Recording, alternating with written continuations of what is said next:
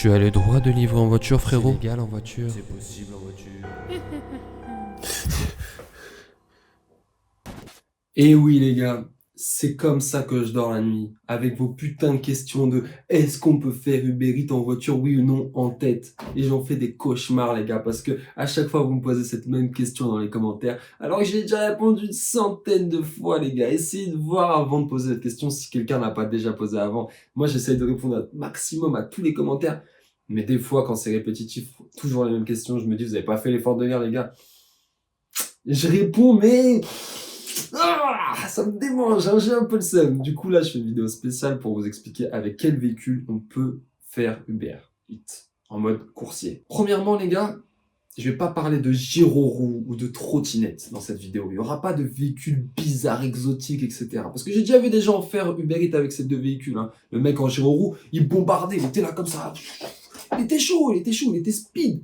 Mais vas-y, ça c'est pas pour nous les gars, laissez ça aux professionnels. Je vais surtout parler des 3 véhicules les plus utilisés. Donc le vélo, le scooter et la voiture. Alors premièrement, le plus simple c'est le vélo. Parce que le vélo c'est officiellement quand tu t'inscris sur Uber Eats en tant que coursier-livreur, on te propose le vélo, on te propose que ça, on te laisse même pas le choix, on te dit tu vas livrer en vélo. Parce que légalement c'est le seul véhicule qui t'autorise à le faire. Normalement la voiture et le scooter, je vais revenir après dessus, t'as pas le droit, normalement c'est interdit. Donc voilà, le vélo. Les avantages du vélo, c'est quoi? C'est que quand tu fais du vélo, tu fais du sport. Tu peux passer à travers les voitures, dans les embouteillages, t'es bien. Tu peux prendre les petites ruelles, les petits passages piétons de voitures, d'humains, ou je sais pas quoi. J'ai bégayé, j'ai dit n'importe quoi. Blablabla. Tu peux prendre les petites ruelles piétonnes, etc. C'est cool. Maintenant, les inconvénients, c'est quoi? C'est que quand il fait froid, quand il pleut, quand il y a des montées, t'es pas bien du tout et tu te fatigues. Tu peux être malade. Tu peux pas faire des journées complètes de 12 heures pendant toute la semaine, pendant un mois, pendant 6 mois comme ça. Tu peux pas, c'est surhumain, tu peux pas le faire. C'est mathématique, c'est logique, c'est scientifique. Le pire des inconvénients, c'est que c'est super dangereux. Tu te fais faucher par une voiture, tu y restes. T'imagines, tu crèves pour une commande Uber Eats à 4 balles. Tu vas livrer un vieux McDo à ton client là, et en y allant avec ton cube sur les épaules et ton petit vélo de merde, tu te fais faucher par un vieux mec qui était au téléphone au volant et il cartonne et tu crèves comme ça. Non les gars. Franchement, moi je peux pas, moi je pourrais jamais le faire en vélo. Force à vous, bon courage à vous. C'est vous les super-héros, ceux qui le faites en vélo et qui n'ont pas le choix surtout. Faites vraiment attention parce que pour moi c'est vraiment plus dangereux. Mais bon, voilà. Voilà, grossièrement en vélo, c'est ça.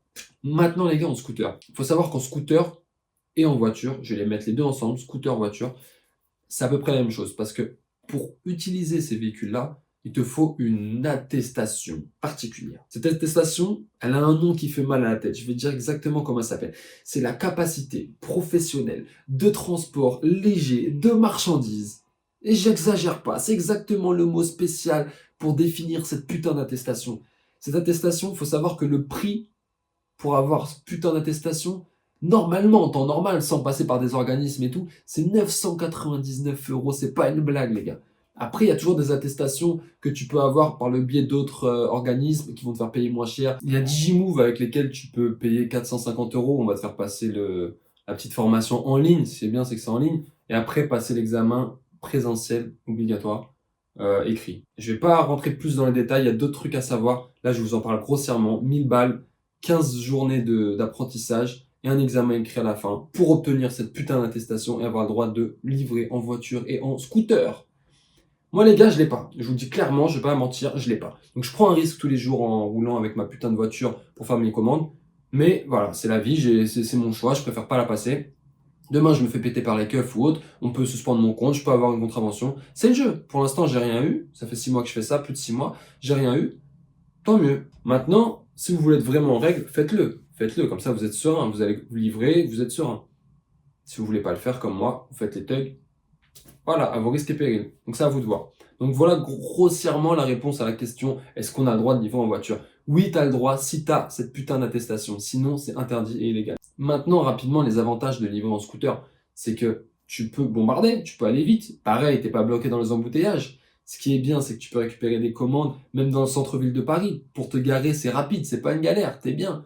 Les inconvénients pour moi, c'est quoi? C'est que il y a de l'essence à mettre. Ok, il y a moins d'essence à mettre qu'en voiture, c'est plus soft, on va dire. C'est moins cher, tu consommes moins. Mais il y a quand même de l'essence par rapport au vélo. Ensuite, Après, tu peux me dire, ouais, c'est un moteur électrique, enfin, un scooter électrique, ok, il faudra quand même le recharger, etc. Donc, ça va te niquer un peu ta journée de travail parce qu'entre-temps, tu devras aller recharger. Donc, voilà, c'est pareil. Ensuite, les désavantages, les inconvénients, c'est pareil, tu te fais faucher en scooter, tu peux y passer. Tu peux y laisser ta peau. Ok, t'es mieux protégé qu'en vélo, mais ça reste quand même très dangereux. Donc, c'est pour ça que moi, j'ai opté pour la voiture. Maintenant, la voiture, c'est le moyen de livraison le plus cher, entre guillemets. Si t'as pas de voiture, acheter une voiture, ça coûte rush. C'est plus cher qu'un scooter et c'est encore plus cher qu'un vélo. Donc, niveau d'entretien, etc., c'est pas le mieux, tu vois. Au niveau de l'essence, pareil, ça ampute un peu ton chiffre d'affaires, plus que les autres véhicules. Mais le confort, les gars, pour moi, ça n'a pas de prix. C'est-à-dire que je suis dans ma voiture au chaud, même s'il fait moins 1000 degrés dehors, j'attends dans ma caisse mes commandes au chaud, la radio, sèche chauffant. Si je fais un accident, je ne souhaite pas, si je fais un accident, je suis dans ma carrosserie, je suis protégé. Pour moi, ça passe avant le reste. C'est plus important. Et pareil, je suis pas fatigué aussi. C'est que je peux faire des journées toute la journée. Si je suis fatigué, je dors même dans la voiture. Et je peux faire des journées de bâtard et aller loin, me déplacer, aller un peu partout. Mais pour moi, ça, c'est plus important que le reste. La sécurité, déjà avant tout, le confort. Et par rapport à ça, moi, c'est ce que j'ai choisi. Maintenant, il y a d'autres gens qui vont préférer faire ça en scooter ou en vélo, qui vont préférer faire du sport ou être en scooter pour pouvoir se déplacer et se garer plus facilement. Donc voilà. Après, c'est vraiment en fonction de vos moyens, de où est-ce que vous êtes situé en France, etc. Est-ce que vous êtes en banlieue? Est-ce que vous êtes dans la campagne? Est-ce que vous êtes en centre-ville, etc.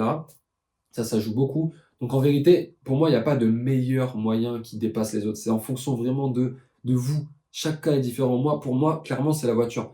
Pour d'autres gars qui vont faire ça sur Paris, en centre-ville, peut-être que ce sera le scooter. Peut-être que pour d'autres, ce sera le vélo. C'est à vous de voir, les gars. J'espère avoir répondu au maximum à vos questions.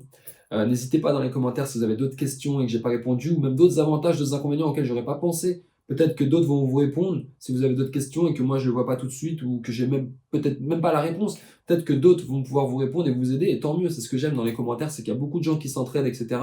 Et c'est le plus important, les gars.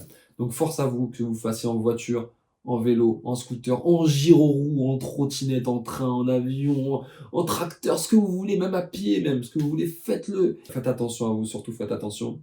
Et je vous souhaite bon courage pour la suite. N'hésitez pas à vous abonner si vous avez kiffé la vidéo et si vous voulez être au courant des prochaines vidéos. Ensuite, si vous avez vraiment kiffé, un petit pouce, ça fait plaisir. Juste un petit pouce, ça fait plaisir. Et bien entendu, la petite clochette, j'en parle jamais, la petite clochette à activer si vous voulez vraiment avoir la petite notif dès que je poste une vidéo. Parce qu'en ce moment, les vidéos vont pas mal arriver. Je vais en faire pas mal dans les prochaines semaines. Donc, restez à l'affût, ça pourra peut-être vous intéresser, peut-être que non, à vous de voir. Au final, j'ai un petit cheveu qui part en couille. Mais ça va le faire, tranquille. Vous m'avez rien dit, on me l'avez pas dit. Vous me laissez en galère comme. Vas-y, tranquille. Moi, je vous aide. Ok, c'est pas grave, c'est pas grave. Donc, bref, portez-vous bien en tout cas. Et voilà. Allez, bisous tout le monde. Yes. Eh, vous faites le prochain qui me pose la question, est-ce qu'on a le droit de le faire en voiture? Sur ma vie, que je vais lui répondre gentiment en commentaire. Allez, let's go.